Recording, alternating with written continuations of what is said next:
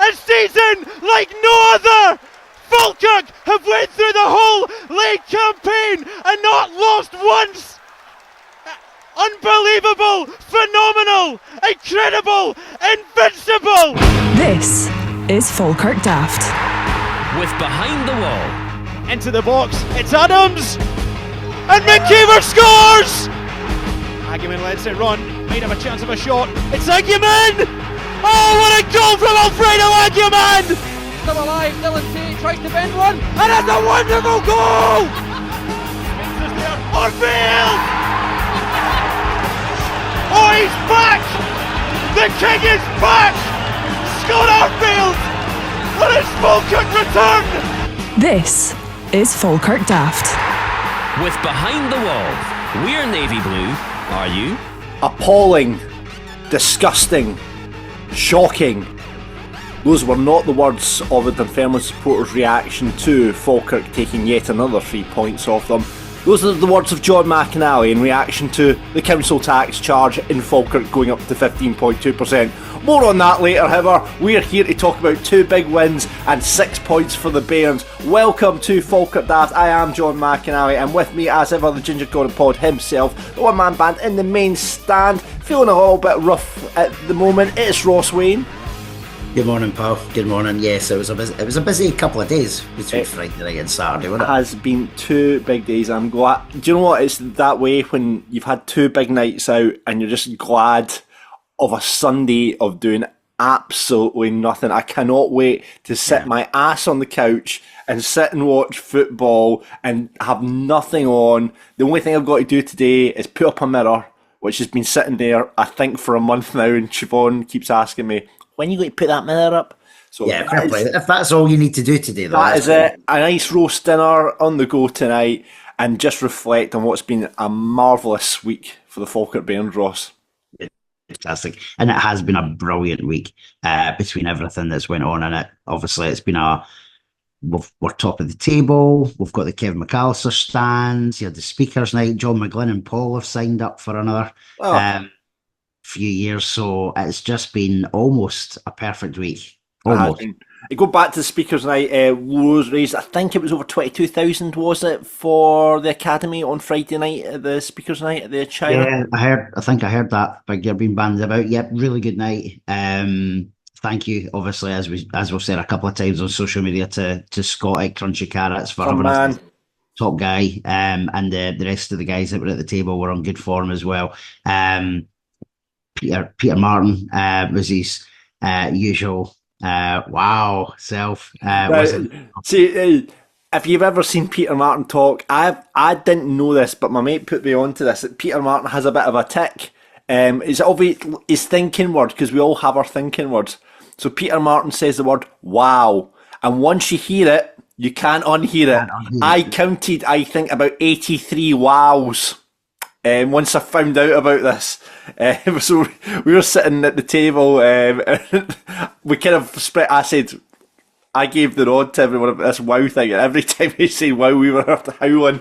It was funny. He was good though. He holds a room. He really does. And Paul Reid, who we talked about on the podcast last week, I've seen him a couple of times.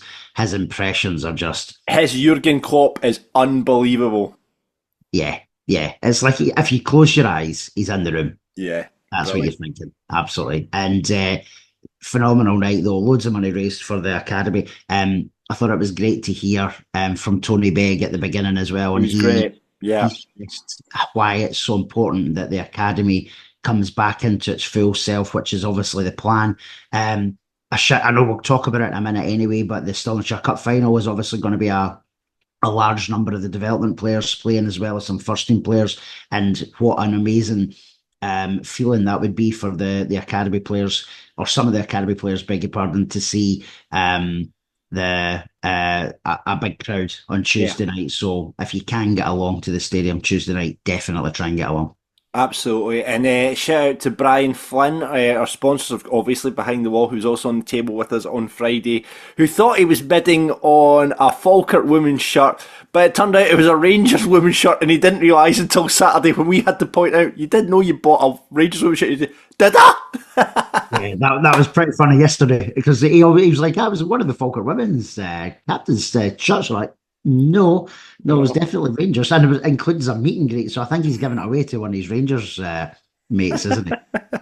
Brilliant, loved that from Brian yesterday. Actually, I was like, what? Amazing. Yeah, we were obviously wining and dining it, with the hobnobbing it in hospitality yesterday. Ross gave me the guided tour of it. It was good. It was it was really good yesterday. It was. Stevie Jackson and Alan Dick, as ever, in fine form. Thanks to Alison, who's always brilliant in the suites as well. And you can maybe see in the background, we were the captain's sponsor yesterday, and we thought it'd be fitting to pass on our captain's armband to the legend that is Jean Snedden.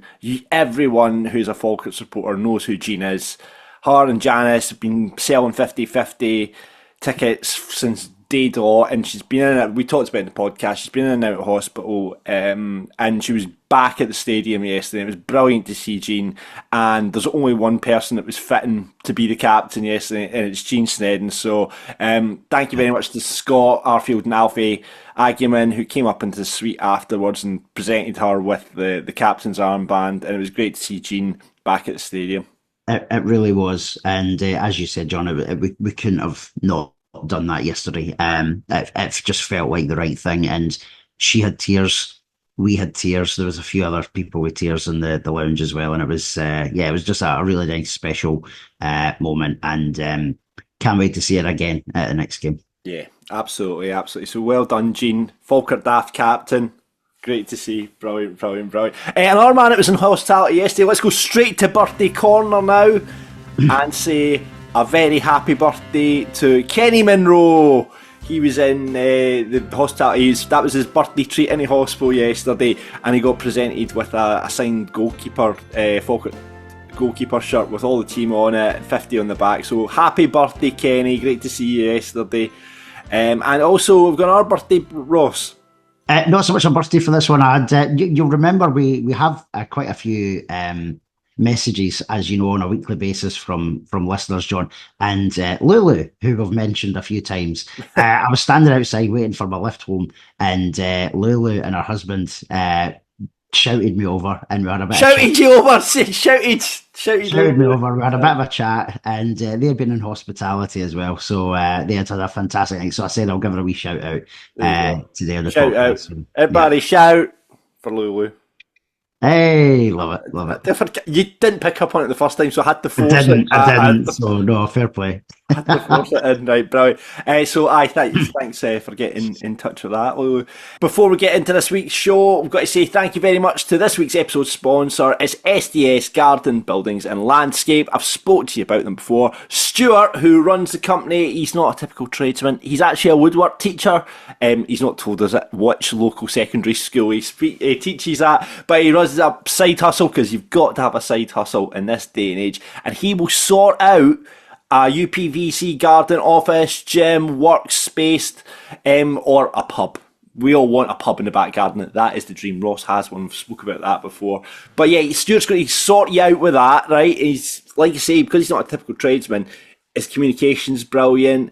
He takes absolute pride in everything he does.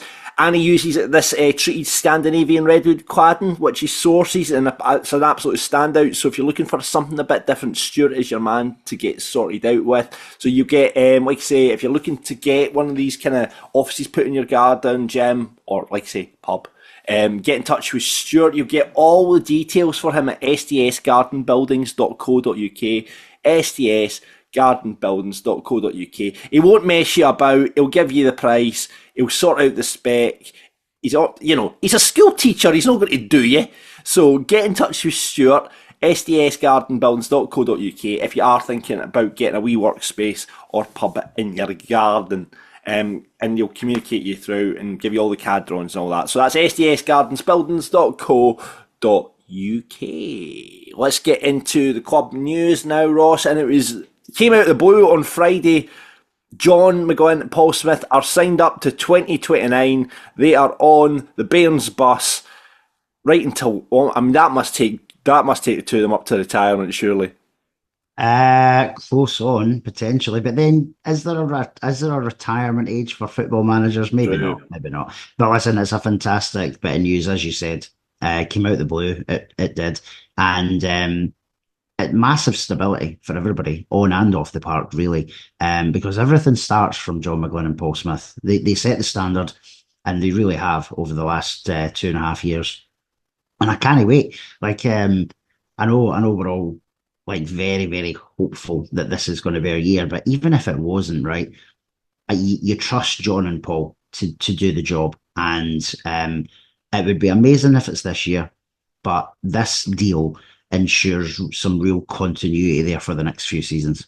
Yeah, someone actually messaged me and said, "Oh, that's a bit, if you don't go up, you should maybe have waited till if you go up and do the." I was like, it doesn't matter. No. It doesn't matter because John Paul got so much credit in the bank. I mean, it's mental to think that, a couple of seasons ago we're sitting on this podcast and we're having a discussion about, after the Airdrie playoff games, should they go or should they stay?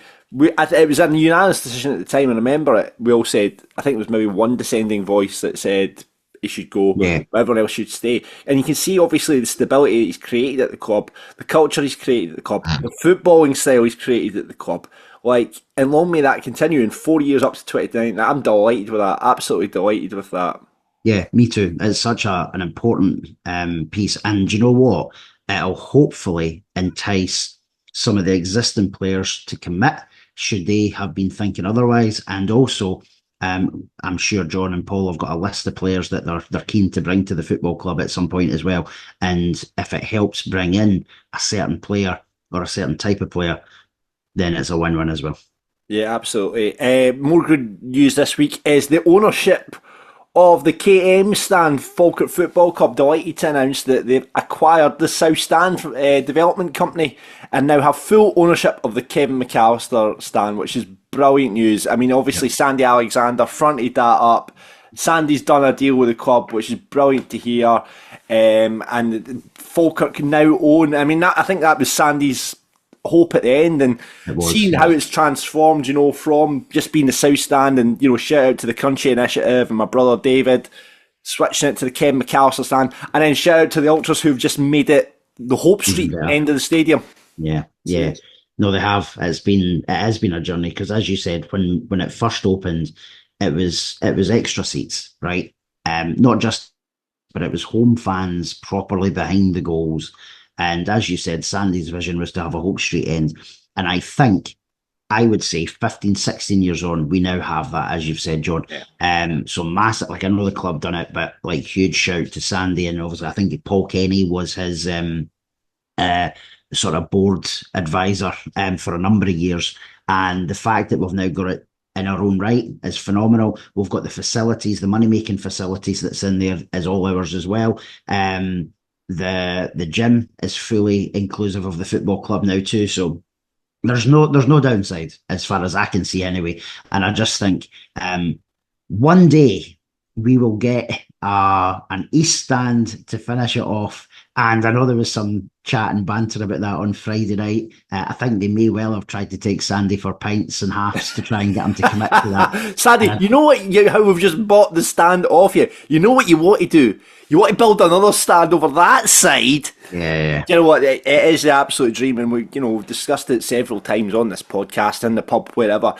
See if you could get something like here of just put in down at Somerset, where it's all the hospitality suites in there as well. Suddenly the money, and we've seen the fucking hike in council tax, the money comes away for the council and it comes back into the club.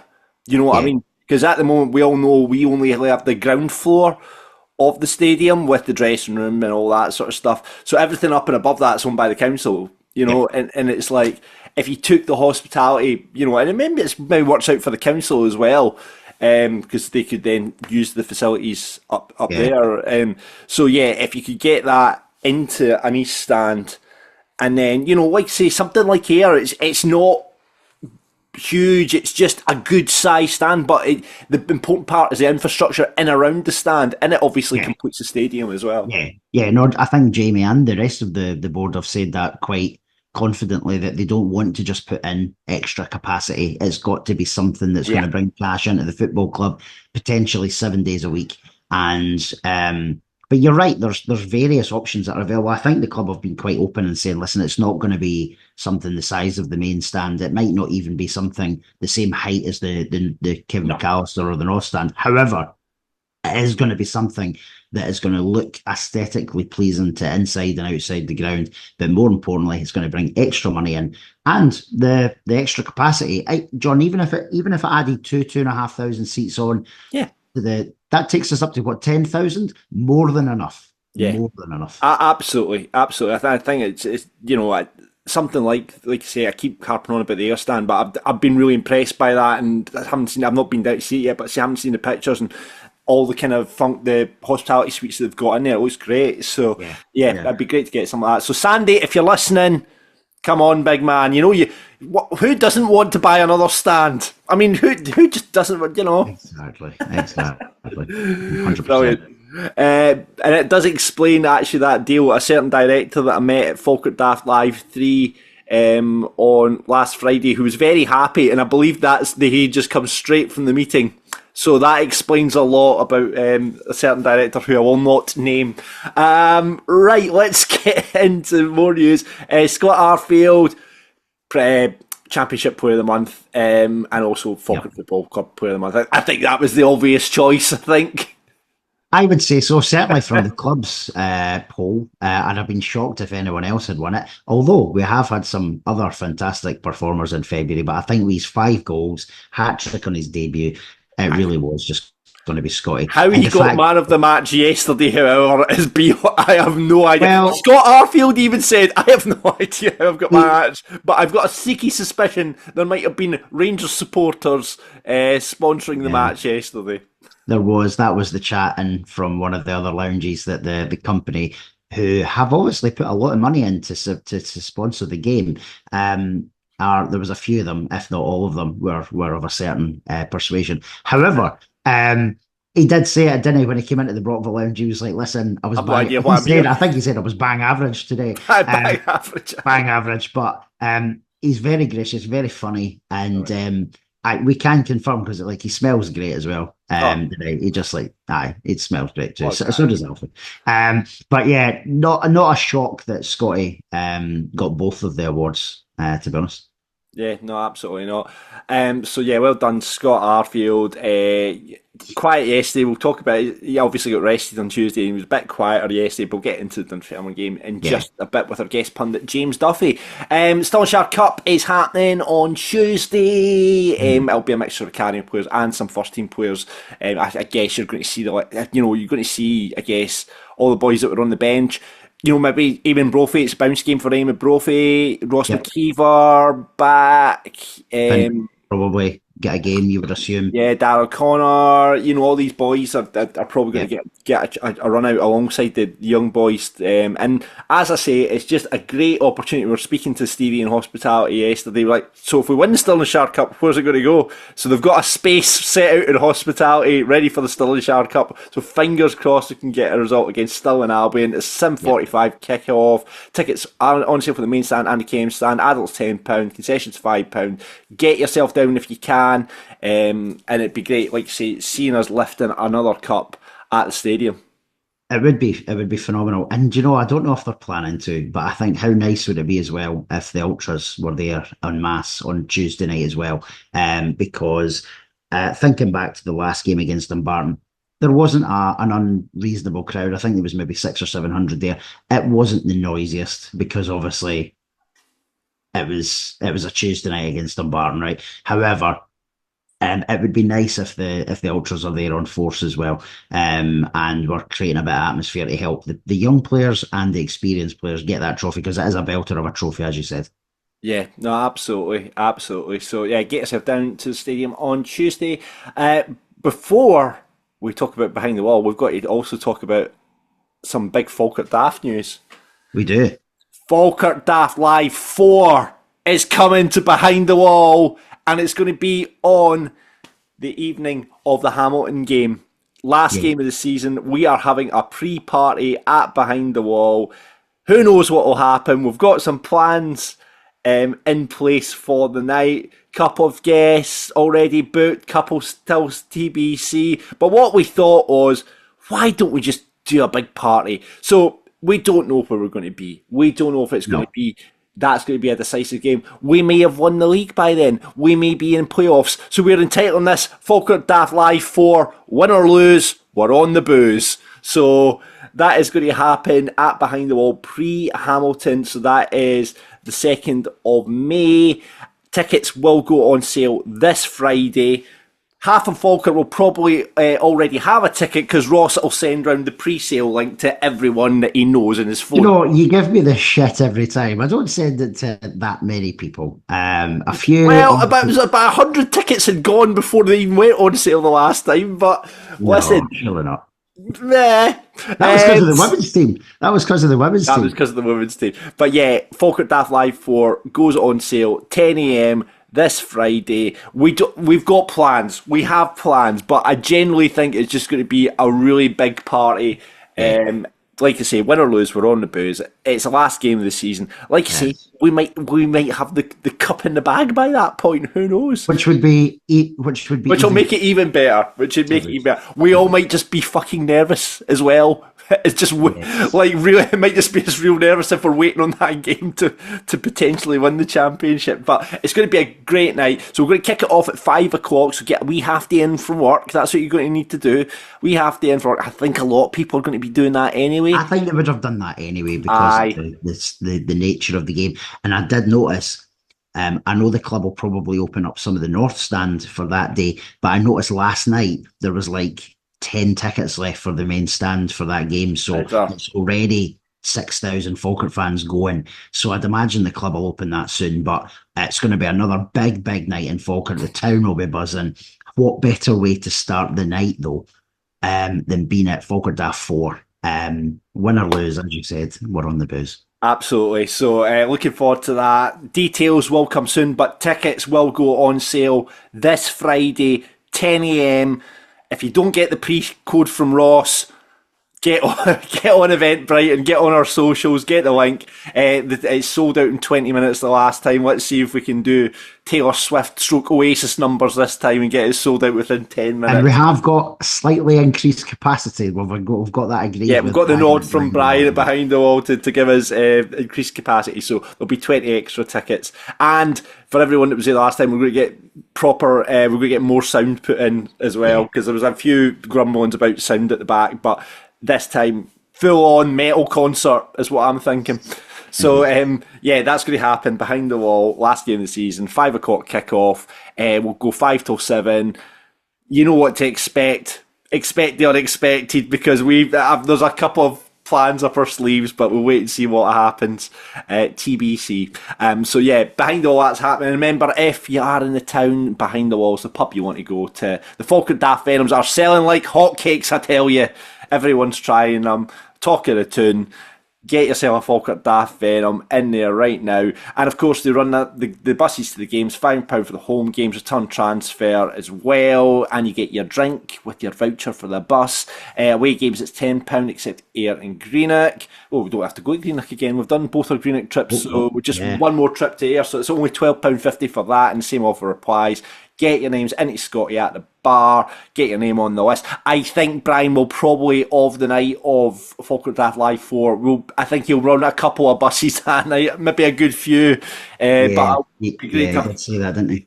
Great to have Falkirk Daft Army in the pub, and it'll be some buzz, absolutely some buzz. So all the details behindthewall.co.uk, and as I say, Falkirk Daft Live 4, win or lose, we're on the booze. Tickets go on sale this Friday at 10 a.m. Right, let's talk football now, shall we? And let's talk about 2 big games and 6 points for the Bairns as we faced off against Airdrie and those dirty lot from across the Forth. And we'll do that in the company with James Duffie. Hello. Hi, James. Hey, James. Thanks for having me on. Welcome to Falkirk Daft, and we're going to kick off, James, the question what we ask all our guest pundits: how did you end up supporting Falkirk, and you remember your first game? Since a boy, yeah. My dad took me to my first game against Celtic at Brockville, probably the 1991-92 season, I think. I don't know the exact game because I was quite young. But yeah, so I remember being at the very, very back at Brockville, absolutely rammed, and kind of just playing behind everybody. But I remember being there still. So yeah.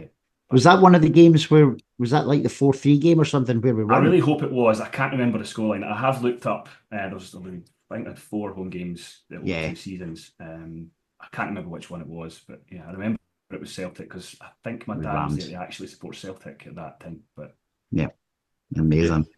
Amazing, absolutely amazing. And James, you've been obviously supporting Falkirk for a long time now. We've been asking this question all season. Most disappointing player to... It's had various forms, this question. It was actually taken last week. I thought I was kind of onto a winner, but John Stewart, without a doubt, has been my most disappointing player. We paid money for that guy. Oh, in fact, we paid. Was it 35 grand we paid for him? Or was it more? A lot of money. It was like 35, 40 grand. That is from what I remember. Mental, but, absolutely mental. Brutal. I mean, I was lucky in the sense that I didn't see much of the Hartley era from just life. No. It's funny that because like the Presley era for me, because I had moved down south, so I didn't see the Presley era for me. I was down south for 4 years, so I missed like from about a big part of Falkirk. I missed that big part of Falkirk, and so it's interesting you say the Hartley era. I wish I'd missed the Hartley era, to be honest with you, James. But I think there's probably supporters out there because life, kids get, suddenly you've got chasing after 2 toddlers, and the wife are saying you're not going to the football on a Saturday, and you're like, oh, and you run at kids' parties and all that sort of stuff. So there's that part in your life where you get, stuck, maybe not getting to the football as much as you want to. Yeah, I mean, I missed my daughter's first birthday because I was at the cup final, so I kind of had to toe the line a little bit. And from that point onward, James never got back to a game. I almost didn't get away with that one, so yeah. Brilliant. Well, thanks for joining us on the podcast this week. 2 big games to talk about. Let's kick off quickly and we'll run through Airdrie on Tuesday night. Ross, 5 changes to the team. Alfie coming in, Gary Oliver, Sean Mackie, Tom Lang, Miller Thompson, all in the starting 11, and brilliant. As we expected, 1,800 fans at the game because a lot of people had bought the tickets when it was meant to be scheduled for, Ross. Yeah, no, for brilliant crowd. It looked and felt maybe even more based on the crowd that was given, because I'm not convinced there was 1,200 Airdrie fans there, to be honest, but maybe some of their season ticket holders hadn't turned up or something. But yeah, phenomenal crowd, brilliant noise, and 5 changes that sounded a lot when you saw the team, but actually it made sense because obviously we hadn't been at our best against Hamilton, and we were due to be playing 3 games in a week. So yeah, the fact that he made some changes didn't shock too many people, I don't think. And the guys who came in on Tuesday night, they did pretty well. They put a shift in as well. You say we weren't at our best against Hamilton? I don't think we were particularly at our best against Airdrie either, James. But it was one-way traffic at the end. In the end, it was, yeah. I mean, we had a spell in the first half where we were really quite bad. The kind of Airdrie had the most of the possession in that kind of middle period after the goal. Even before the goal, they were probably had the most of the possession. But yeah, it was in the end quite comfortable. But the changes that Ross said, I expected a few. I didn't expect that many. Obviously, Arfield being out, it turned out to be a kind of niggling injury, so that was good to give him that rest and not have to bring him on. But yeah, I expected a few changes, but not 5. It's not really John's style, is it? No, it's not. But I guess, Ross, he's got the squad he's got a squad that he can actually do that. You wonder, because we were so consistent in our squad last season. I mean, you could just rattle off the starting 11 last season, but I guess with he's now got the opportunity to rotate. You worry, I think the worry is what James alluding to there is the Tinkerman aspect of it. But he's got the squad now that when you, like you say, when you got 3 games over the course of a week, you can rotate and rest. Yeah, no, absolutely. And listen, this is why he's put them all together. And as you said, it's not just like a squad that are full of kind of jersey fillers. These are all starters. Every single player that's on that bench, same with yesterday as well, every single person, if they started a game, you wouldn't bat an eyelid. There wouldn't be any question marks going, oh, not sure about that one. They're all fine. They're all good, really seasoned pros. Some of them are obviously a bit younger than others, but even like the younger guys like Finn, like how many games has Finn played for Falkirk now in the last 2.5 seasons? He must be 60, 70 games or something. So it's put a massive shift in. And it's just been phenomenal that he's able to do that. But this is exactly what he envisaged in January. The board and the fans through the FSS, they've allowed him to do this. And obviously Scott Arfield was the icing on the cake. And as James said, we didn't even need to play him on Tuesday night because we had that strength and depth. And I think had you not had that strength and depth, you might have found Arfield probably would have played because it was just a niggle. Yeah, absolutely. I mean, we didn't start like James said. We didn't particularly play well in the first half, but we got the goal. And how many goals? This must be in terms of the season of getting goals in the first 10 minutes. We saw one again yesterday as well, but getting goals in the first 10 minutes. And it was an own goal from Aidan Wilson. You know, and I loved how Gary Oliver just wheeled away and celebrated, and everyone's like, "Oh well, what a header from Gary!" And then you look back at the player, he was nowhere near it. The ball's in that ball. He put the defender off, didn't he? Yeah, exactly. But you know, it was a great, you know, the delivery from the corner is what made the goal. And Brad Spencer will talk about again, outstanding performance. And he got his goal as well, James. Apparently, I believe it was something they worked on. I don't. Again, the balls of Gary Oliver to wheel away to celebrate, and the balls. I don't know if it was John McGuinn or Brad Spencer said this. I'm sure one of them said it's something they worked on. I was like, no, you didn't. That was a ball that caught the wind, and the keeper had an absolute nightmare of that back post. I think the move is probably something they've worked on because that one touch back to Brad to cross it in. Obviously, I'm not saying he meant to shoot and it like go in at the back post, but that can happen because it's a crowded penalty box, and if it wasn't the wind, it might have been a like Big Barney or Hendo annoying the keeper to kind of make sure it puts him off. But you're right, it was heavily wind assisted when you watch it back, but it was good to see the move happen because, like you've said a few times, John, we've now scored quite a number of goals from a similar type of set piece, haven't we? Yeah, we're getting quite good at set pieces, to be honest. I've noticed that the last few weeks. Okay, we conceded a lot in the last kind of few months from set pieces, but we're actually getting really good at scoring from them now, which has been a really nice change. And defending them as well. I think we've dealt with a lot. Like watching that game yesterday, we dealt with a lot of them. But yeah, 2-0 up, and you know, apart from Airdrie, they came into it a wee bit and looking a wee bit more like the Airdrie that they used to. But you know, 2-0 up, half time. What do you make of Miller Thompson's performance, James? Because we've not seen, you know, was that his first start in the Falkirk jersey? I think it was. What do you make of him? I mean, he's come on as a sub on the wing, and you can instantly see how fast he is, and he'll burn any wing back or any full back whenever he feels like it. Basically, through the middle, I don't think he was quite as effective. There were a couple of shots he dragged wide, where the pass was maybe the better option. He definitely has the potential. He played in that Dundee United team last year, didn't he? So he's obviously got, you know, great potential for the future. He's not quite done it. I didn't quite think he was right as high up there in the middle. I prefer him as a winger so far. It's early days. But I think it was right to probably take him off at half time, even though we're 2-0 up. It's still, he wasn't quite at it for me in that game. Yeah, a couple of changes at half time, Ross. What do you make of them? Yeah, I think it probably needed to sort of change the flow of the game because you're right, we had some chances, but Airdrie had a sort of 20-minute spell. They didn't do much with it, but they had a 20-minute spell where they were actually keeping the ball and protecting the ball quite well. So that's 2 games on the bounce now, I think our subs have been so timely, and the game management from John and Paul has just been absolutely on point. Yeah, the subs changed the game for me, performance-wise. You know, we're 2-0 up, as I said, but the subs made a huge difference for me. Yeah, it was good to, you know, it's like you say, it's using that squad to the best of its ability. But, you know, at 2-0, that second half, I thought we played all right in the second half. I thought we played pretty well in the second half. We took a bit more control of the game, and a lot more chances, Ross. We did. We had a few chances. most of them going through Brad, to be honest, until we obviously got the goal, which we'll talk about. But yeah, Brad could have had a couple of goals in the second half to give him his hat trick. That obviously probably the most notable one was the one that was literally just over the bar. And I think had it been probably just that touch lower, it probably would have went in. I don't think the keeper was getting near it. Tough. It was a tough evening for the goalkeeper. I thought he had a tough night.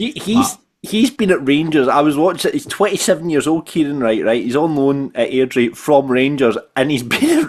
He's not made a first team game for Rangers yet, and he's 27-year-old. That's mental. And you can see why he hasn't made a first team game for Rangers, because I mean we spoke to Colin on the podcast last week from the OTL podcast, and he didn't have a lot of great things to say about him either. But yeah, absolutely mental. I want to talk about Brad Spencer, actually. Obviously, it was the first time we've seen Liam Henderson back in midfield this season. And James, we had a good chat about this on Friday night. And bearing in mind yesterday as well, does Hendo being put in that midfield make Brad Spencer a better player? I think so. I mean, they struggled a little bit in the first half of the Airdrie games to kind of get back to where they were. But you could tell in the second half it was much better. He's just got that something in midfield with Hendo that's just a little bit different. And you can see in his last two performances, he's played very well. The armband helps Spencer as well. I think it gives him that little extra kind of lift.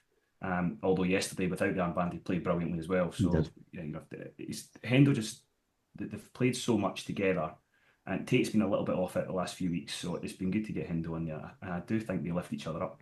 Yeah, I mean, I can't even work out where Hendo's a phenomenal centre half, but I like him in midfield as well. I wish we could have two of them. Let's clone Hendo and have one in midfield and one in the centre half, because he's just been, and we've talked about it. You know, we talked about it on Friday as well. Ross Henderson has been player of the season for us. Oh. Yeah, without a doubt. And as you said, it maybe isn't a coincidence that Brad's had his best two games of the season, probably, in the last two weeks. In the last two games. It has been on point. His passing's been on point. His tackling's been on point. He's popped up with assists. He's popped up with goals. Like, what more do we want from the guy? And I think the defence is now in a pretty strong place as well, because whether it's Cole or Luke, Tom's been phenomenal. Yeah. Every game that he's started, he's been brilliant. Sean Mackies coming at left back for the last two games, been brilliant. Do you know what? Form's improved the last few weeks as well. I think in the last two games, I was going to say that Sean Mackies made that left back spot his own for the rest of the season. I know we'll talk about Dunfermline in a minute, but there's a strong suggestion he could well have been man of the match had it not been for a Rangers fan in the match sponsor lounge. But I think Sean Mackie, he's made, and it's no disrespect to, we've said this before, we've got two competent left backs there in Leon and Sean, and they are competent, but I think Sean probably gives that extra bit of physicality as well, and the passing that range that he has on him as well. I know we're not talking about Dunfermline yet, but there was a pass yesterday that was just phenomenal that he made. Yeah, he started the game really well, Sean, against Airdrie, and there were some great crosses that he put in. He didn't maintain it through the whole game, but you can forgive him for that. You know, you can't maintain the level he was at in the first little while. But some of the balls across the face of the goal against Airdrie were really good. He continued it through the whole game at a high level. Yeah. Let's talk about the big story of the match, however, and it was just brilliant to see Barney Stewart coming off the bench, and however many times the BBC said the former Heriot Watt student, or he's still a student, however many times he talked about that, I lost count. I was actually on BBC Scotland on Wednesday talking about the game, and that was one of the first questions as well. What about Barney Stewart? But it was the story of the match. The young lad, obviously, coming from Heriot Watt University, as we all know, and getting his first goal, first senior goal for the Navy Blue, Ross, and it was just an amazing moment.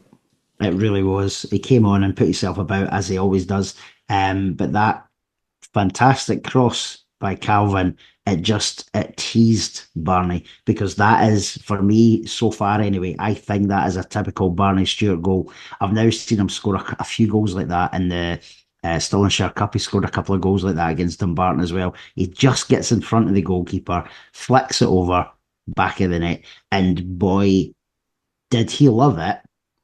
But one of the best things for me was, and you see it in the, not so much the club's highlights, but you know how they put the story of the match out. And I know Ruby Adam and Ashley, they had put some video footage out as well. You can hear, before the crowd even start chanting when he's celebrating, you can hear Tom Lang and Aidan Nesbitt both shouting Barney Army when they're all huddled together. And then obviously within seconds, the full stand are then shouting Barney Army. Like, what a moment for Barney Stewart. Like, that's the dream, isn't it? Yeah. It really is a dream. Brilliant, absolutely brilliant to see. And like you say, we all talked about how raw he is, but just love it. Just love his energy, love his enthusiasm. Plays with a smile on his face, and you can see what that moment meant to him, James. Yeah, I mean, the smile was everything. As soon as he'd scored it, his face lit up, and he clearly was. You can't buy that smile. No, you definitely can't, and that's what you want at a club. You want somebody that genuinely loves it. I didn't make the game. I had a parents' night to go to, but my friends that were there said that it was deafening. The Barney Army shouts were absolutely deafening. Oh, it was so loud. It was so loud. To keep their microphone away from the Falkirk fans, because it just But, quiet on the telly. But anyone that comes to this called Barney is going to immediately go to have that chant, and it was just brilliant. It was just absolutely brilliant. But 3-0, 3 points was great to see, and it was needed. It was needed, as we keep saying, just get the 1-0s, but 3-0, once you get that second goal, and certainly we got it in the first half, you thought, there's no way Airdrie are coming back from this, which was a worry for the Dunfermline game, but which we'll talk about it in a minute. But let's just get your thoughts, first of all, on the Airdrie game. Chris kicks us off saying, thought Mackie was great, Spencer was amazing, having that bit more cover from Hendo in there. Didn't think many of the team done much wrong without doing too much right either. Barney's a real handful and will develop into a real threat for us, hopefully. One more game down. Absolutely. Hendo says, great use of the squad tonight. Everyone playing their part, and it will be needed in the run-in. Mackie must play left back for the rest of the run-in. Excellent again tonight. Brad was superb, and Hendo played well, but I still feel he'd be better at centre parks, even centre back. He'd be better at centre parks. He wouldn't be better at centre parks, no. And either Tate, Nesbitt, or Arfield should partner Brad. I don't know. I think Hendo, with the defence playing strongly the last 2 games as well, why move? Why change it? I think we'll talk about Dunfermline, but I think Tom will be, I'm always going to say that, but I think Tom will be hard to shift out of that defence. Yeah. Linda says Airdrie played well first half without really troubling us. Thought we were better second half. 3 goals, clean sheet, and buzzing for Barney. Credit where it's due to Ian Snedden. Actually looked competent tonight for the first time ever. Same again Saturday against them. Ian Snedden, I did see when it was Ian Snedden that was refereeing, and we know how terrible he's been for us in the past, but actually shout out to Ian Snedden, the referee, not the photographer, who actually had a very, very good game. He did. And it was probably one of the first games he's refed where you've not actually been talking about him for a bad situation. And for that's both teams as well. He was just really good. Graham said, now I'm going to use his full name because he got called out by you a couple of podcasts ago, Jordan. You gave him it tight. So fair play to Graham McKechnie. It's a McKechnie! As he said, don't tell me he's saying something positive. Listen, straightforward win in difficult conditions. Absolutely no failures on the park. Graham, what a man! Something. See, he's getting his hat. He's been happy again. I think I've motivated him to become a bit more positive. The power of positivity. Yeah, it's nothing to do with the team. No, it's nothing to do with the team. So well done, Graham. That is good to see. So shout out to Graham McKechnie for being positive. Back on it. Love it, Graham.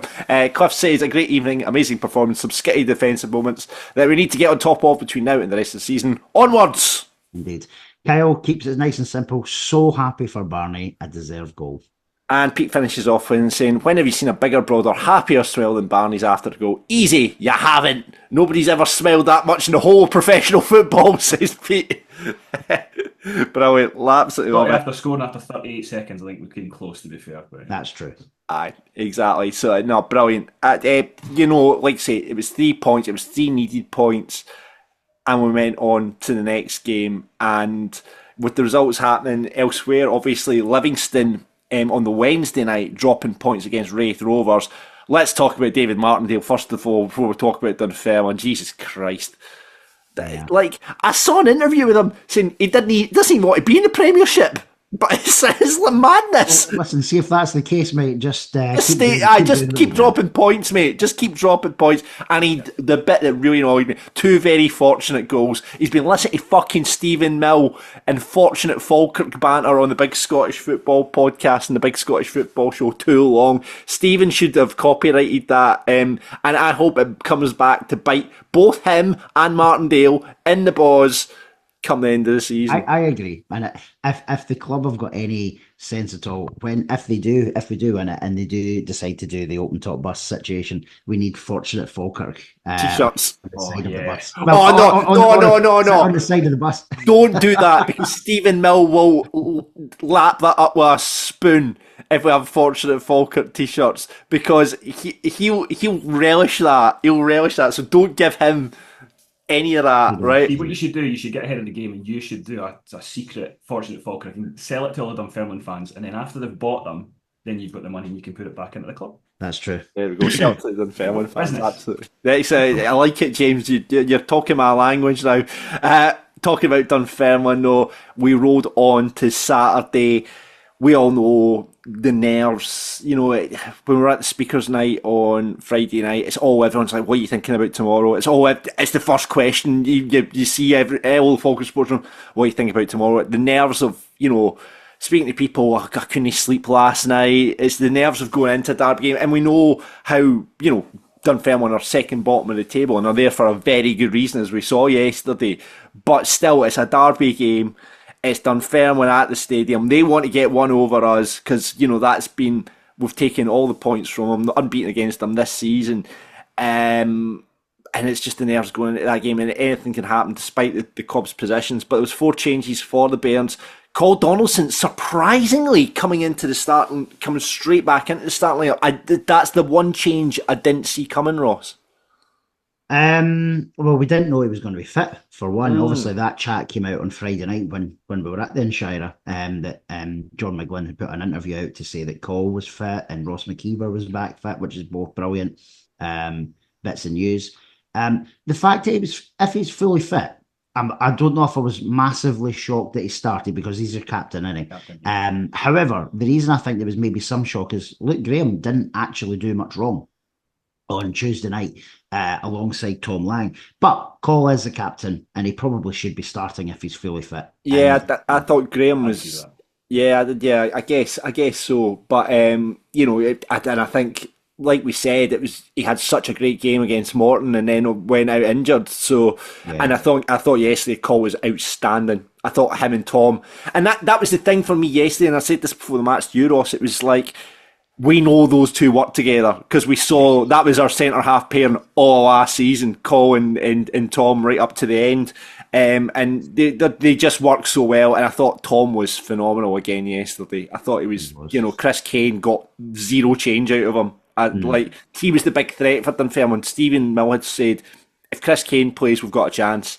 Well, pre-match he was the supposed threat. I don't know in retrospect if you could say he was a threat. He had to obviously handle it into the net to try and... have you seen it? I've seen an angle on that. It was one of the young bloggers put up an angle of it. I think it was Luke, LMCD Vlogs or whoever it does.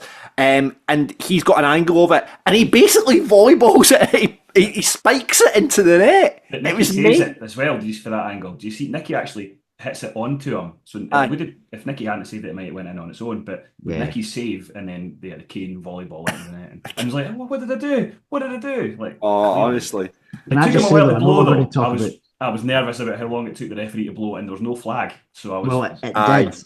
However, obviously the Dunfermline punters who were at the corner of the away stand hadn't even noticed after the game had restarted, and they were still giving it the biggin. And there was that moment of realisation when they all just started tripping back up to their seats in the stand. Get it right, Rangers. Brilliant. So Cole Dallas to start. Barney Stewart absolutely probably deserves his place back in instead of Gary Oliver. Ethan Ross came back in for Miller Thompson, and the one we expected, Scott Arfield coming back into side. Any grumblings with the team? I mean, the Donaldson one was the kind of a surprise one for me, James. But was there anything else you would have changed, or anyone you would have kept in? No, we were discussing it in the lounge beforehand, and I think the team that was put out was, I think, a 10 or 11, I think, was what we thought. We weren't sure about Ethan and Alfie, because Alfie did all right, but yeah, not great. I agree with Ross that Cole coming back in was probably the right decision. I expected Tom to drop out. I'm kind of quite happy that he didn't, because they're our players, and I think we should be playing our players where we can, even though Luke's been amazing since he joins at the start of the season. How big does Tom Lang look, by the way? He's been lifting when he's been injured, I think, and that's only going to further John's love for him, I think. Oh, listen, no surprises in the team. Yeah. Oh no, he was like I thought he was a rock at the back again. It was just so good, so good with him and Dawson back alongside each other. I thought they were brilliant together. I'm just surprised James even had to hesitate to ask you if you've been looking at Tom Lang. You've done nothing but look at Tom Lang. And I'm sure last night you had a long, hard look at Tom Lang. Jesus, listen, it's purely platonic love for Tom. He's a handsome man, right? But my love of centre halves and my love of rugged, ball winning, hard tackling, not giving a fuck centre halves. Tom ticks every single box of that, because he's just, like I've always said, he brings aggression. He brings aggression to that side, and I don't think we have a lot of that in the side. So when Tom plays, that's all he does. Tackles, heads, boom. And he had a wee sexy turn at one point yesterday as well, which I was loving as well. He scored as well. He almost scored. So close to a header. I think he'll be a bit disappointed himself if he didn't make contact. Although it did miss, I think it was Barney, and then the keeper came through it as well. Did not make any contact. In himself, I think he'd be a bit disappointed. But I mean, that could have... So quick. It was... We started off 100 miles per hour as we used to with Falkirk now, and we get the goal in 6 minutes. Like I said, I don't think there's been a season where we've scored so many goals within the first 10 minutes, and it was... I think we'll hear from John in his interview after the match, but it was Arfield-esque from Brad Spencer as he cut in and just passed it into the bottom corner. Ross, lovely goal.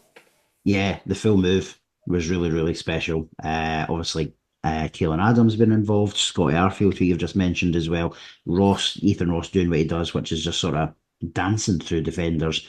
I think there was a little break of the ball where it obviously then, because I think it hit off one of the defenders before it got to Barney.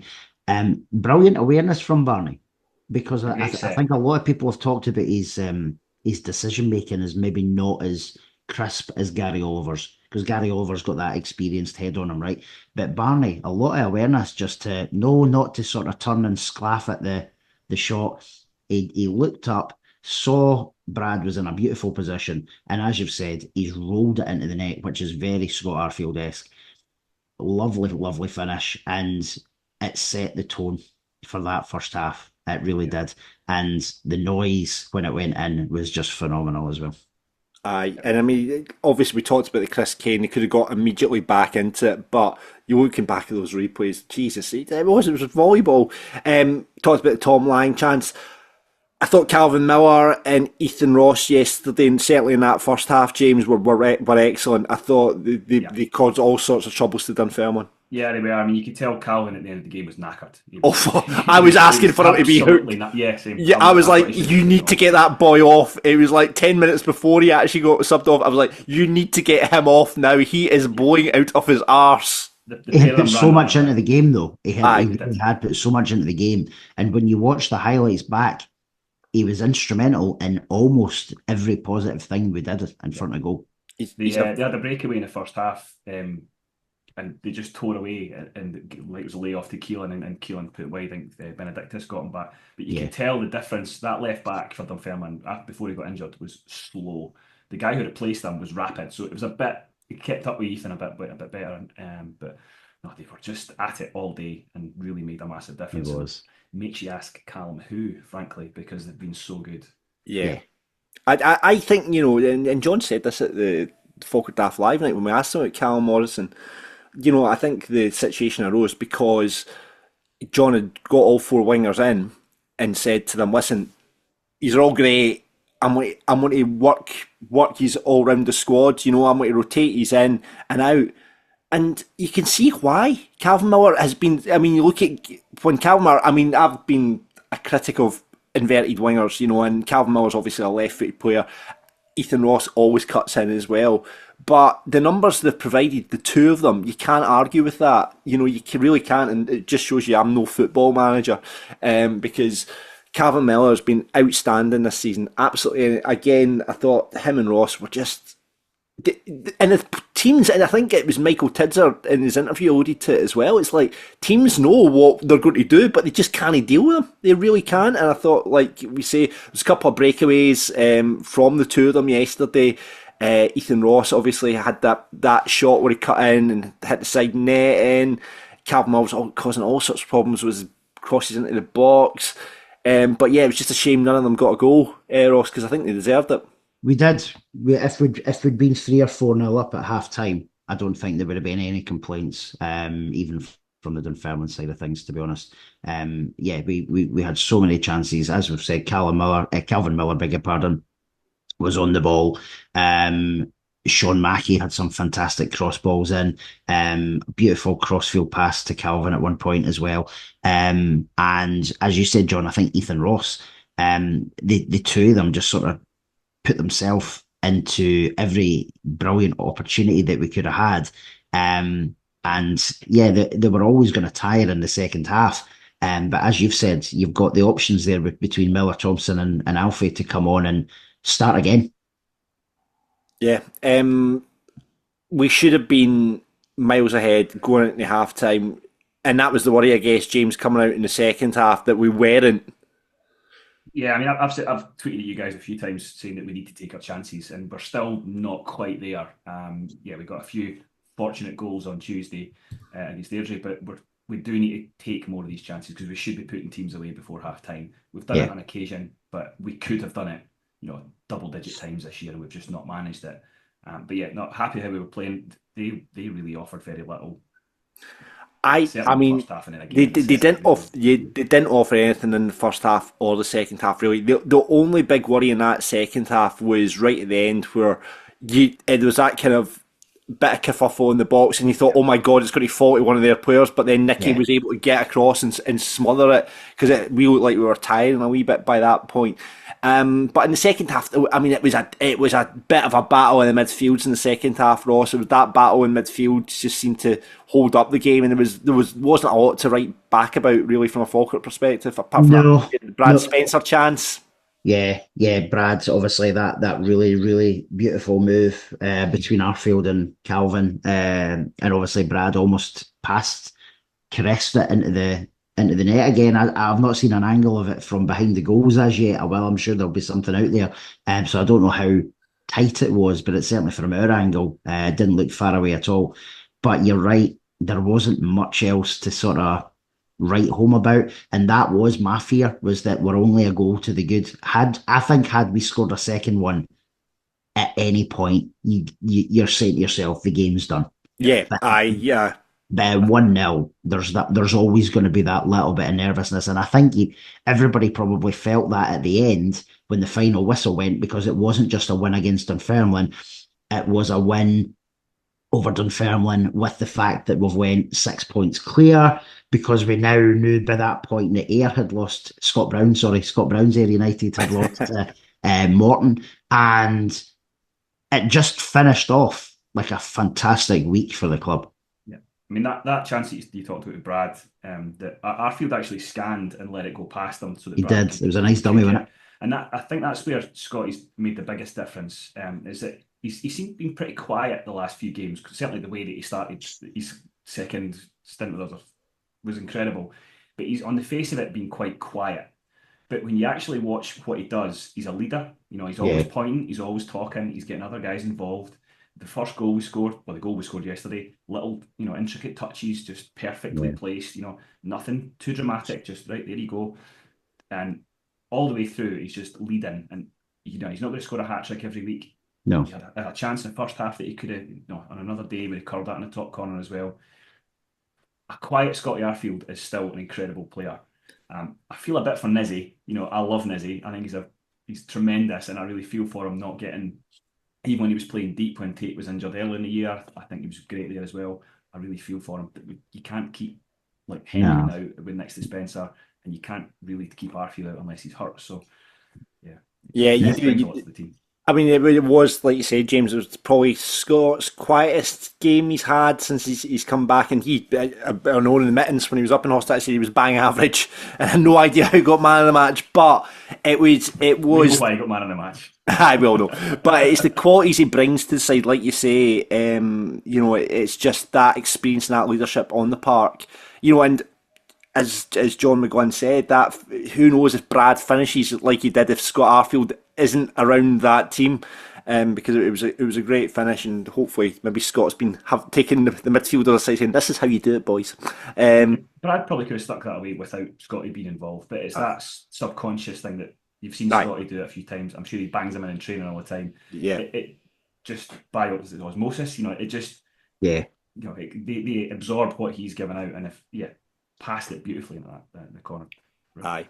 It was just seen with the news obviously coming through that Morton were beating Ayr as well. You could hear it in the stands, and you can feel the nervousness in that last kind of 10 minutes as well. Everyone's just that way, checking their watches 100 times. Look at referee, blow your whistle, ref. Time's up, and we got over the line. Despite, but like you say, Dunfermline offered nothing. It was a very, very poor Dunfermline side. You can see exactly why Dunfermline have been so poor this week. And speaking to Stephen, we talked about the preview on the podcast. All the boys in the stands saying all this tippy tappy stuff. I didn't see much of that. I thought that Kane was arguably their best player. I was very surprised they took off Ewan Otto as well. You could hear the reaction from the Dunfermline supporters as well. He's their best player, and they've taken him off. I thought he was good yesterday. I wouldn't mind seeing him at Falkirk, actually. The second guy they took off, forgive me, I don't follow Dunfermline players, so I don't know who he was, but they seemed to boo more when that guy came off as well. So the winger. They were really unhappy with that one. They were unhappy. Probably their best player, but they were not. Beautiful to hear, obviously. I think I know I said this jokingly last week, but the more the weeks went on, Airdrie, aside from the games against Ayr and Falkirk, are on a far, far better run of form than Dunfermline. In my opinion, I think Airdrie, even though there's only 8 games left, I think Airdrie will overtake Dunfermline, and I think Dunfermline will finish bottom. I'm not saying Airdrie's going to stay up, but I'm saying I think they will overtake them and go into the second. Are you to see it? Do you think Airdrie's still got a chance of getting out? 7 points, isn't it? It's not a lot. It's not a lot. They've still to play each other. When they're playing so poorly, it's not a lot. Well, yeah. I mean, you can see the Dunfermline, they've obviously brought in all these boys from down south. They've done a Hartley, I would suggest. A lot of double barrel names in the team. I think it was 3 double barrel names in the team. So you don't know what you're getting. And see if you're in a dogfight at the bottom of that championship. Airdrie have got it in them. I would say though, Ross, Airdrie have got the players in that squad that know what they're doing at that end of the table. With each other as well. You're right that you bring players in, they can be good players, but they're not a team. Yeah. And if they're phenomenal players and they're not playing as a team, it's going to go wrong. If they get an injury, Chris Kane, they're in big trouble. Yeah. Chris Kane was his usual experienced self, winning fouls left, right, and centre, trying to play volleyball and putting the ball in the net. He might have got away with that on a different day, by the way, if it hadn't. The referee hadn't spoiled, but I actually thought the referee had a good game yesterday. Callum Scott, he was good yesterday. I thought he did okay. Let a few things go. He did, yeah. The only criticism, and I think this is just a ref thing now, they're forever pulling the playback when there's an advantage, which just rips my knitting, but that seems to be all of them rather than just one of them. See, when you look at the fixtures for this weekend though, next weekend, Airdrie are at home to, granted it's Livingston, but they're at home. Dunfermline are playing Friday night against Wraith. I personally think Wraith will beat them at Starks Park. And if that's the case, you're Airdrie sitting on the Saturday thinking, we win today, we still to play Dunfermline, there's your gap gone, pretty much. So I just think Airdrie's got more about them. I think their run of form is far, far better.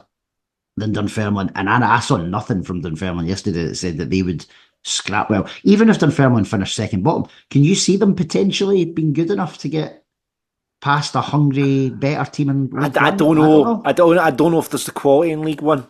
I don't know if there's the I'd hate quality. it if it was Cove and Cove won. Oh, that would be. Then Dunfermline going down would be great, but it would really take the edge off it if Cove came up in their place. I would hate that. Go on the Stenny. Exactly. It was. But listen, that full time whistle blowing, the reaction to it was great. And as Ross, you've said on the podcast, just keep the one. I'll take that every day of the week. Absolutely. I'd like probably a bit more security and a little less nerves. So if you could do 2-0 or 3-0 Falkirk, that would be smashing over the next couple of games, because I don't know, 8 games to go. I don't know if my nerves can handle another 8 games like that yesterday. I really don't. But we're almost there. I wasn't nervous necessarily towards the end of the game, because even though it was only 1-0, they were poor. They kept running the ball out of the play on their own, without us even touching them. Yeah, a ball across the face of the goal, you can always just get a toe on it and knock it in. That, I agree, you're nervous, but they were so bad, and we were just perfectly managed. Second or third gear, I think we got out of yesterday, if that. Yeah. I wasn't nervous about the result, but anything can happen. Anything can happen. Absolutely. Well, let's hear what John McGuinn had to say after the match. John, it's a big game and a massive win. You must be really, really pleased with that result. Yeah, I'm delighted. Absolutely delighted, yeah. Our third clean sheet in our last 4 games. Nicky's not had very much to do. Defenders were very, very good. The team defended us really well, and we got a great start in the game with Brad's goal, which was a well-worked goal. I think there's a number of players involved, from Ethan Ross to Scotty Arfield to Big Barney, and obviously Brad, a really, really cool, composed finish, which we've been looking for Brad to do that for some time now, and it was kind of Scotty Arfield-esque, the finish. I'm glad that Brad's managed to pick that up off him, and give us a great start in the game. And I don't think anyone would have complained if we had been 2-0 up at half time, because I think we went towards their goal, at every opportunity. We just couldn't get the final ball right, and somebody on the end of the final ball, and even when we did, I think Ethan Ross is cutting from that right hand side, and he's came in and he struck a really, really good ball, but I think it was straight at the goalkeeper. I think I've not seen it back, so maybe a little bit of composure to bend it in the corner. And I think that's all we needed. We just needed the second goal just to settle us down a little bit and be a little bit more composed. But so proud of the boys. It's a huge game, derby game, big grudge match. Our fans were magnificent, absolutely magnificent. The noise they made, the atmosphere that was out there today, probably gave the boys that extra edge. Especially late in the game when we didn't kill it off, but we had to keep going right to the death. When guys are getting a little bit tired, played Tuesday night and then obviously out here today again. A lot of energy put into both games. So I'm delighted for each and every one of all the players, everyone involved.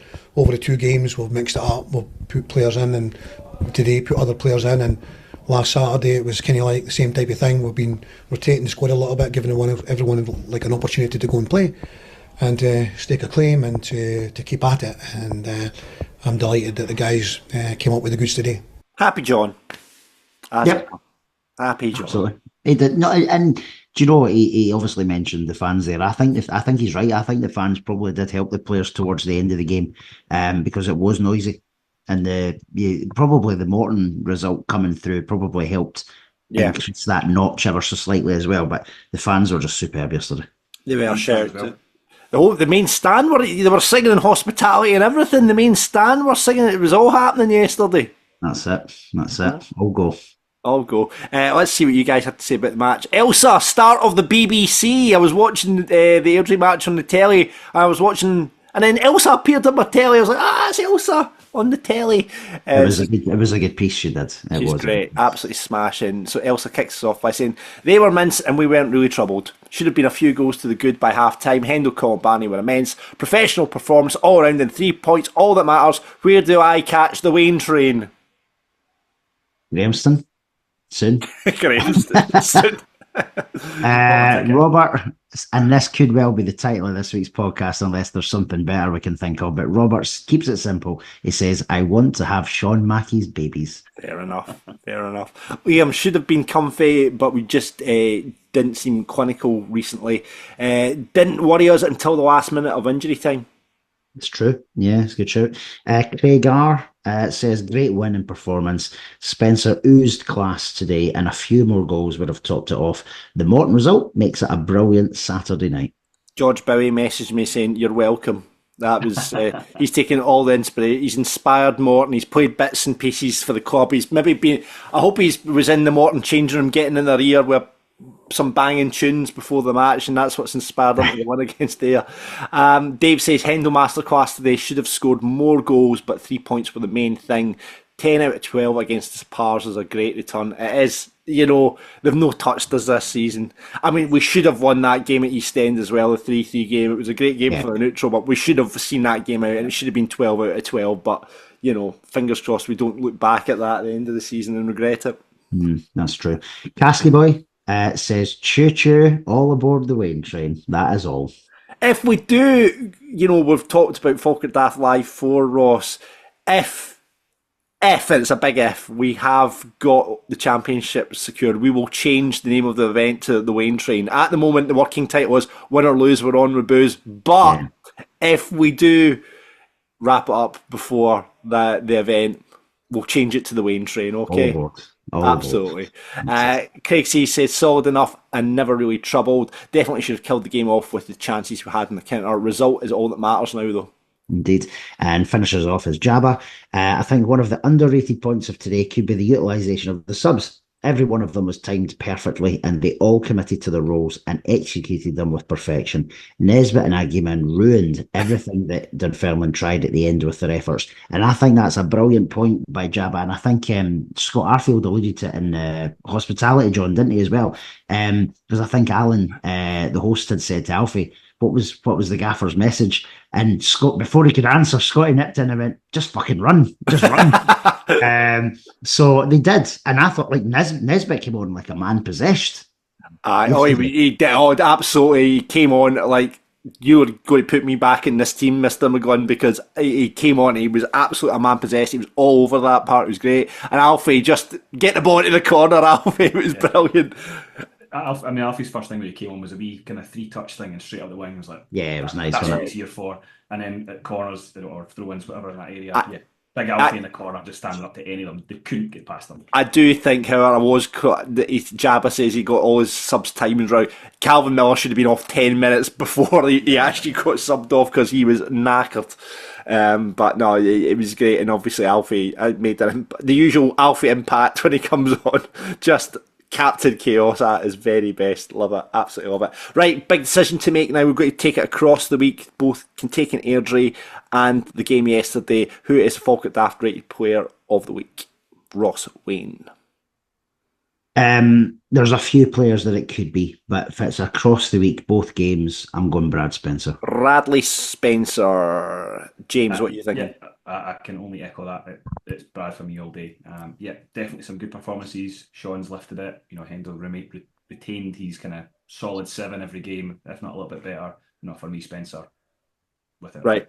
Smashing. It makes it 3 for me because Brad was, like we talked about, having him beside Hendo back in midfield, just all sorts of good feels, as the kids would say, when they're playing in midfield together. I don't know if I've used that in the right context there, but my kids say things like that. So yeah, good feels for Brad Spencer this week, and the Falkirk Daft rated for him makes it 2 for the season.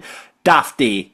Is it Brian Flynn, or are we going to give it to Chris Kane? I'm torn. I'm torn, Ross. Well, Brian buying a Rangers women's top at an auction instead of a Falkirk one that he thought it was is up there. However, I do have an alternative. Right. Okay, fire away. So, for those who regularly listen to this podcast will remember about 3 months ago, Falkirk Dafty of the Week was to an unnamed Falkirk volunteer who told me, just as I was about to eat in hospitality, that he was going to be getting circumcised. Said Falkirk volunteer proceeded to have his operation last week, and then came to the speakers night with what he told me was his foreskin in a jar. And I'm looking at it going, yeah, I'm not touching that. I'm not touching it. As it turns out, it was tomato skin. However, to the untrained eye, it looked like foreskin. So I'm going to give it to unnamed Falkirk volunteer for Daft of the Week. I will agree with you. Let's give it to the unknown Falkirk staff member who also informed me that he was going on holiday and that I said, are you going to be all right with your op? And then he said, oh no, I'll just be lying about naked. I was like, I don't need this information in my life. I'm just lying about naked, and the thought of that, not great. So unnamed Falkirk staff member makes it 2 for him for the season. he's in contention up there with Derek Steele and the referees who have had 3. So he's there. So 2 for the season. Dylan Easton also's got 2 as well. He's still got the chance to make it 3. Brilliant. Okay. Right. We're almost done, but before we go, it's time for Falkirk Daft versus James, and I am in charge of the questions this week. So it's nerve-wracking bit because I always like to think I'm pretty good at this, but I'm not. Oh, I think you'll do fine. You'll do fine. John, I don't, because I've got a change of location today. I don't actually have anything to write my answer down on. So have you got something you can write your answer down? Right. So we'll get James to write the answer this time, and we'll come to you. Right, okay, gents, you know how the game works. 5 questions on Falkirk, penalty shootout style. We'll see who wins. Right, so let's kick things off with question number 1. Name any ex-Bairn currently playing for Queen's Park. Name any ex-Bairn currently playing for Queen's Park, who are obviously our next opponents. Yeah. Right, well, you got written. Sorry, Ross, what's your answer? Louis Longridge. Louis Longridge is one answer. James, what have you got for us? The goalie, Callum Ferry. Yes, you've went for the most bizarre answer out of them all. Zach Rudden, I think, is the most obvious answer out of them all, but well played, both correct. Well done. So 1 apiece. Right, next question. Richard Cadet left Falkirk to join which club? Richard Cadet left Falkirk to join which club?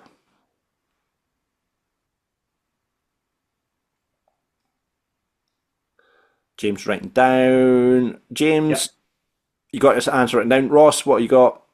Millwall. And James? Bradford. 2-1 Ross Wayne. There we go. You're getting mixed up. He came from Brentford. Yeah, I thought he would come back. He went back. It was Brentford and he moved to Falkirk. Remember when Brentford and Falkirk, this mad thing where we just seemed to sign players for Brentford like Eddie May and all that sort of stuff? We did, and the fans had a link as well because of that. I'm sure there was Brentford fans came up. Let's get that fat link up rearranged now that Brentford are in the Premiership and get some Brentford boys in Falkirk. I think that's a great shout for the club. So 2-1 back as well, absolutely. Yeah, 2-1 to Ross Wayne. Next question, how many points are we currently ahead of Dunfermline? How many points are we currently ahead of Dunfermline? James writing down his answer. Ross have you got an answer for us, Ross? Right, okay. Ross, what's your answer?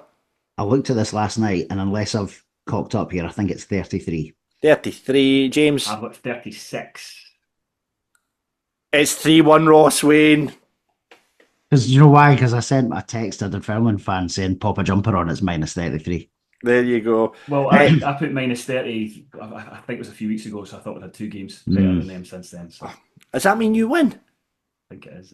You can still draw. You can still draw, yeah. You can draw. Right, okay, you might not get this one, Ross, actually. The song Local Hero, which is often played at the start of the Falkirk matches, is performed by who? Local Hero is performed by who? You know the song. I think it got played when Scotty Arfield came back. I have written my answer. You have written your answer, James Duffie. So this is Ross's Achilles heel music. I went for a music-based Falkirk question, and he will have no idea. So if you got it, it's 3-2. So this is a complete guess, right? And it is Newcastle related, and you'll laugh at my guess, but I'm going to say Jimmy Nail. I could see where you went with that. James, I think, is probably going to have the correct answer. What have you got written down? I believe it to be the Sultan of Swing Mark Knopfler. It is the Sultan of Swing Mark Knopfler, so well done. Would never have got that. 2 Final question. I was listening to it in the shower yesterday. I'm gearing myself up for the game. So. I love that. Absolutely love that. I think I got played at the start of the game yesterday as well. So. Every game, isn't it? What's that? Yeah, and I don't know if it's every game. They seem to switch it up now because we get. I think it depends who the announcer is. I know Dave Mack religiously plays it, but I'm not sure if it is always. He's got Thunderstruck, the local hero now. Yeah. Thunderstruck. I'm always a big fan of Thunderstruck at the start of the football match. Right. Okay, final question. See if you can equalise and go to a tie break, Ross. Is an easy one. Who is Falkirk's record signing? Who is Falkirk's record signing? Bloody John Stewart. As in, we've paid the most amount of money. Paid the most amount of money for. Who was that? I think we've had this before and I got it wrong. Have we had this one before, have we? I think so, and I'm sure I got it wrong that time as well. Looks confident. That's all I'll say. I better get a tie break. I didn't even have a tie break ready. I wasn't even ready for this situation. I don't think you'll need it, I'm afraid. Oh, really? Right, so, okay. You got something written down, Ross? James? Yeah, I do. Right, okay. Ross, give me your answer. I remember last time I incorrectly said this was Crunchy, and I think it's still wrong. I'm going to go with Derek Ferguson. Derek Ferguson, what have you written down, James? Just the fact they paid 40 grand for John Stewart, I've just said It is not John Stewart. It is Derek Ferguson, signed from Sunderland by John Lambie for club's record fee of, I think it was £350,000. There you go. So, Ross... I had no idea we'd paid that much money for a player, ever. So. I know. There you go. Ross, you take the glory on that one. Congratulations. Play the Champions League music, John, if you've not already done it. There we go. There we go. It's playing. Just want to thank everybody, my fans and the Tesco shoppers and behind the wall. You finally got found out about that one. Oh, no. Jeez. Right. That was funny. That was funny. During the week. Yes, if you didn't hear that, the Big Scottish Football Podcast. I thought I'd got away with opening the Tesco in Larbert until my brother decided to email you and Stephen and let them know that this had happened, and I got it tight, and I'm still getting it tight. So thanks for that, John, because it was me that gave you and the Sweaty Octopus AI generated image, so I apologise. Oh, was it you, James? Yeah. Jesus. Everyone's against me. Everyone's against... Don't side with the Jambo and the bloody Fifer. Jesus. Well, can I just double check? Have I to send James the pre-link for Falkirk Daft Live, or have I not to send Yes. Don't worry, the whole Falkirk will have it. So if you don't get in touch with Ross, he'll sort you out for the pre-link for Falkirk Daft Live IV. James, thanks so much for coming on. Really appreciate your time. Great insight. And, good to chat about John Stewart yet again on the podcast. Happy to. And as I said to you at the last Falkirk Daft, we all appreciate what you do, because it's been a big step with fan engagement and things like that, and it's just a great laugh as well. So yeah, cheers, buddy. Thank you very much, boys. We try our very best. And if you want to be a guest pundit just like James, get involved for next season. Pundit at falkirkdaft.co.uk. This is Falkirk Daft. With Behind the Wall. Stay local, eat and drink global. Right, we were hoping to speak to Enzo from the Spider's Talk podcast, but we did message him at 11:15 last night, and he said, yeah, no bother, and then he's clearly forgot. He was probably drinking at the time and completely forgot about it. So Enzo's not on with us this week. It's usually great to hear from Spider's Talk's podcast. They're a good bunch of lads over there. Let's talk Queen's Park. The last time we travelled to Hampden was on the television, and it was a really good Falkirk performance that night from the Bairns.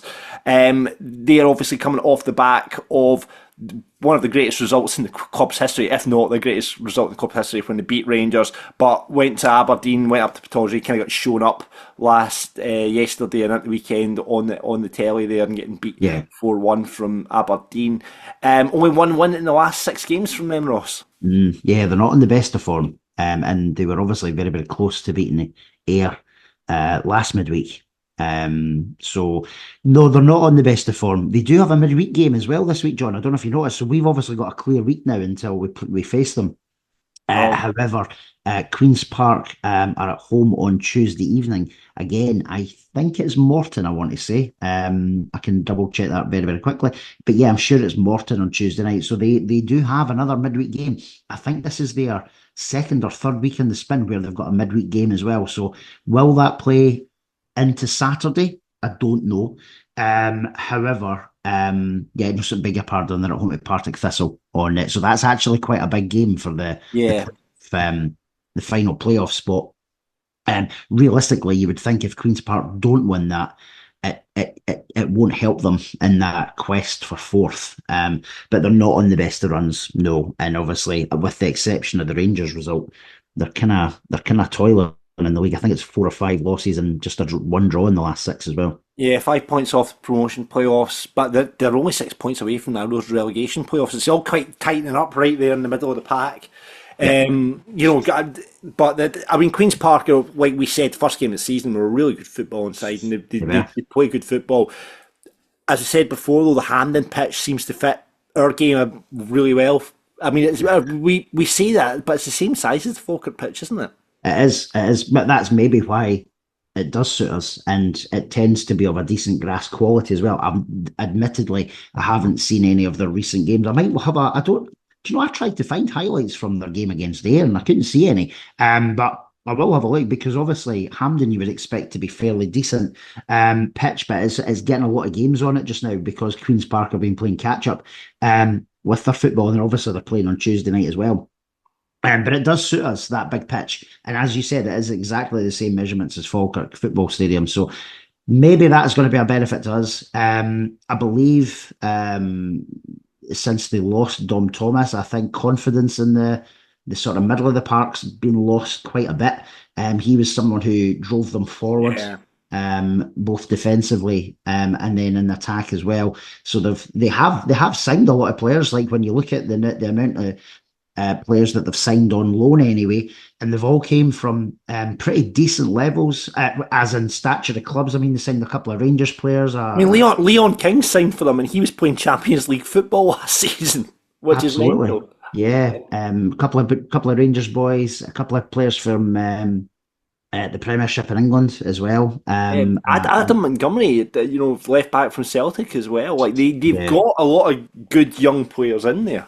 They do, and and they didn't lose too many of anyone other than Dom Thomas, really. So who knows how it's going to go, but we are going there with a lot of confidence. I think, unlike last time, I think there was about 1,100 Falkirk fans at the game, with it being a Friday night and on TV. This one's not on TV at all. It's a Saturday afternoon. We're 6 points clear at the top of the league.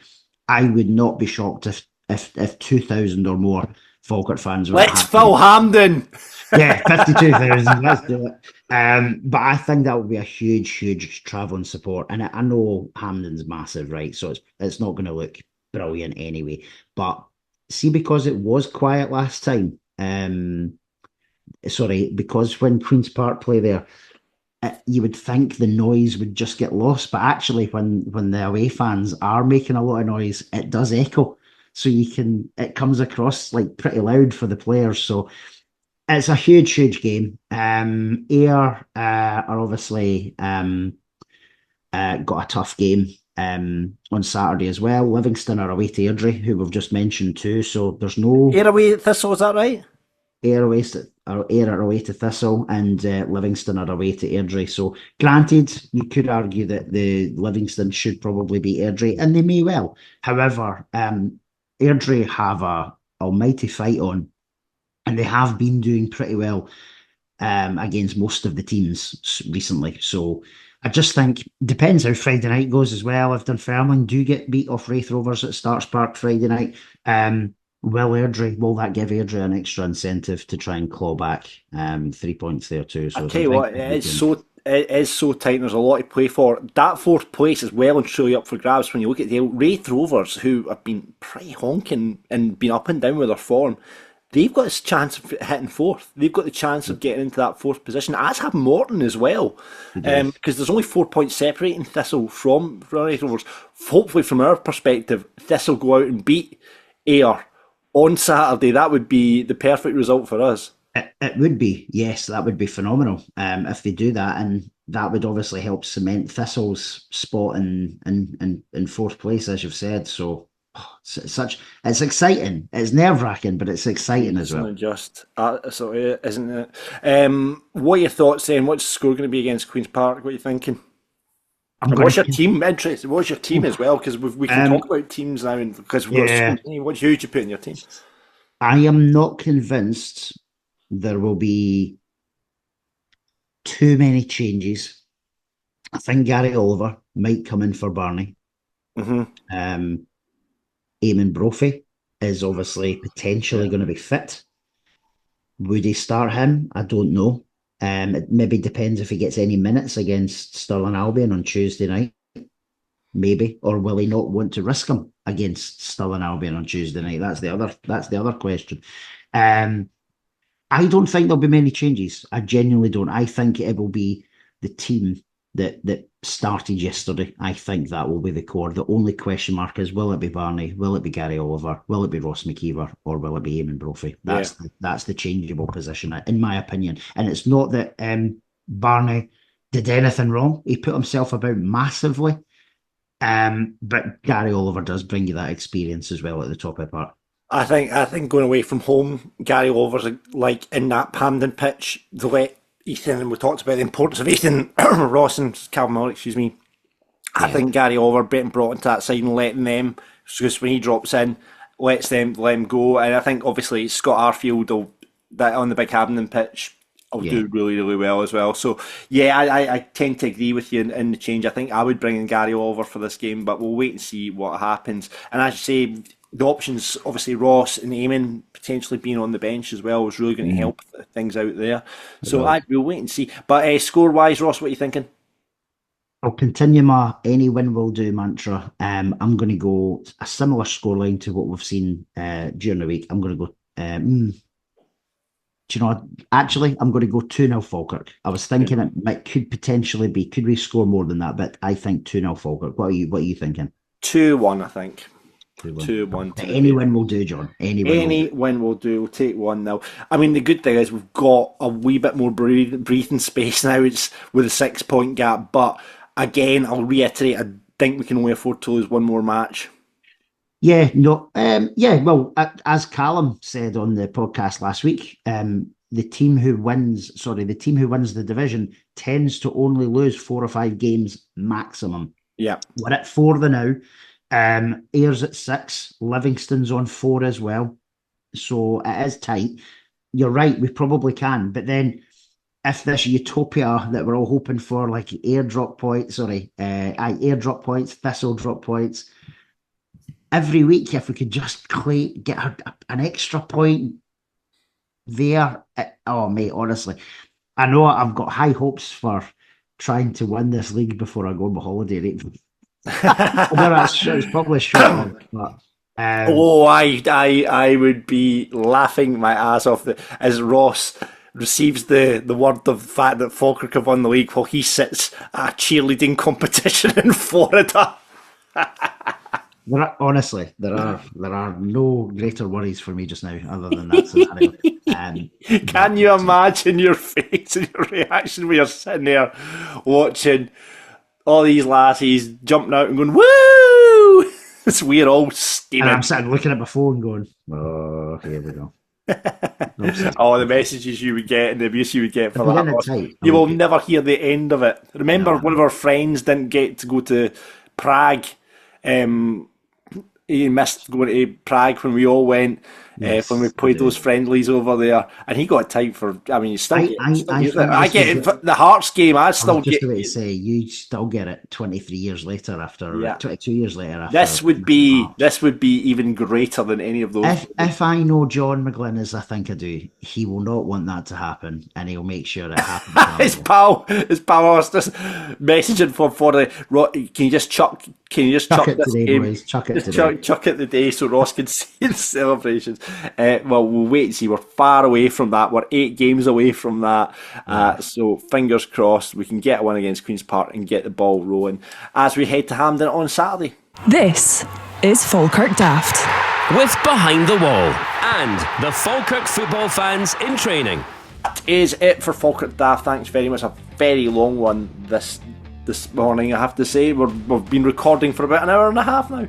No, 2 hours. 2 hours. Yeah. Jesus, we're getting on for a bit. Sorry, a lot to talk about, a lot to deal with. But before we go, thank you very much to everyone who got on Scott Sloan Roll of Honour. Brian, James, Archie, Dougie, Joe, Jamie, Grant, Phil, PGM, Dave, Ingy, James, Dell, John, Jane and Catherine, all on Scott Sloan Roll of Honour this week. And I have got a player for you. Go on then. Our first foreign signing. Do you know who our first foreign signing was? Whatever. Well, not really. He's not really our first foreign signing, but first one that came from a foreign club. Oh, right. Because Dragutin Ristic, I believe, might be our first. Yes, that's true. I would have said Ristic had you not ruled him out there, but I can't think. Wait, is this a player we may have met over the weekend? No. All right, okay, it's not Evo then. It's not Evo Dembele. No. Sabatino Damasis, the Italian stallion. Wow, there we go. There you go. I think and someone will point me wrong for this, but I think he was our first foreign signing. So Dragutin Ristic obviously arrived from Dundee, I'm going to say. I think so, yes. Yeah. But I think he was our first signing from abroad, Italian. Never kicked a ball. I think he came off the bench once. He got about 6 minutes against Partick Thistle from memory. I have to give him a Google. Let's see what he's. Let's see what. See what Sabatino Damasis. If he's even still alive. No, you're right, John. We signed him from an Italian team on a free transfer, and he got one sub appearance. Yes, he signed from Laguila. Never even heard of that team, to be honest. Yeah, that is a random shout. Good one going though. That is a good name to throw out. Sabatino Damasis is your Falkirk player to prove that you've reached this point. So tweet us and see if you can get the spelling right on Sabatino Damasis. There we go. Thank you very much for listening. Remember, Falkirk Daft Live 4, win or lose, we're on the boost. Wayne Train will be happening on the 2nd of May Behind the Wall. Tickets will go on sale this Friday at 10 a.m. Before we go, I've got to say thanks to our sponsors as well. We've not mentioned them yet. We were in hospitality, shot caller with them yesterday. Ian Mitchell and the rest of the Falkirk football fans in training. If you want to be involved with the boys, it's very easy. They are down there at the stadium 8 till 9 and on Tuesday 7:30 till 8:30. Get fit, make friends. That's what it's all about. Ian had a great time yesterday with him in hospitality, great chat as ever, and they've got a whole bunch of boys, Ali, Doogie, the full bang, Willie, they're all there. Get in touch with them, link is below, and if you want to get in, if you're not up for playing those games, we've got the Super Vets football stuff going on, that's over 50s, 8-a-side, and that happens at the stadium between 5 and 6 on a Friday. So get involved with that. That's a joint initiative with the Falkirk Foundation Walking Football Squad. So yeah, loads to get involved with the Falkirk football fans in training, and Alava Cup is not far away. We'll need to get details from Ian and the boys so we can start pumping the tyres on that, because it's happening at the stadium. Teams from right across Europe are all meeting at the Falkirk Stadium and just having fun, and it was a mad... Nottingham Forest are taking part as well. Forest are playing in it as well, so it should be cracking. That's going to be happening at the Falkirk Stadium very soon, so keep your ears and eyes out for that. On to Queen's Park, like I say, and if you want to look the part, get your merch, Falkirk Daft merch. You can do that, merch.falkirkdaft.co.uk. Pints and Prints have also got some Falkirk Daft t-shirts. Seen so many people kicking about in t-shirts that Gordon's made up there. I've got several in the collection, so yeah, if you want to look the part, get our merch on Pints and Prints or at merch.falkirkdaft.co.uk. We're on Apple, Spotify, wherever you get your podcast, and you can see our lovely faces in that beautiful picture of Gene Snedden getting the captain's armband. You can check that out on YouTube if you watch us there, and hopefully we'll see Gene back at the stadium for the next game, which is against Airdrie on the 22nd, not far away. It's tightening up, it's squeaky bum time, it's the business end of the season, all those cliches, we're here for it. 8 games to go, 24 points to play for. Will we win the league when Ross is in Florida watching cheerleaders? That's the big question though. We will find out over the next couple of weeks, but Queen's Park starts it off this Saturday at Hampden. We'll see you there. And until next time, expect unexpected, buddy. Choo choo. We're Falkirk Daft, we're Falkirk Daft, talking about the Dun Blues and having a bit of a laugh. We're Falkirk Daft, we're Falkirk Daft. You can listen in the pub or you can listen in the bath. We're Falkirk Daft, we're Falkirk Daft.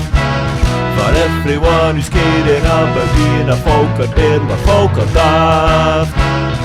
We are Falkirk Daft.